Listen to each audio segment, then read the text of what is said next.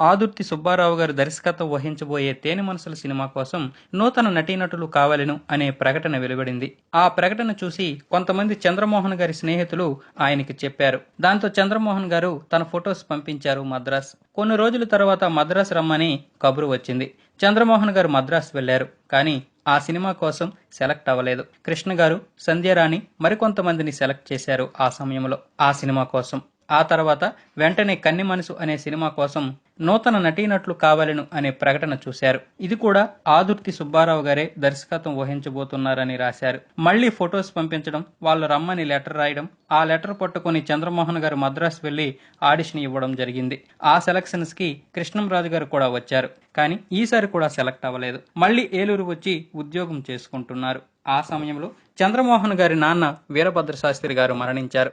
ఇంకా అప్పటి నుంచి వాళ్ళమ్మగారు చంద్రమోహన్ గారిని ఎక్కడికి వెళ్ళనివ్వలేదు. తను సినిమాల్లో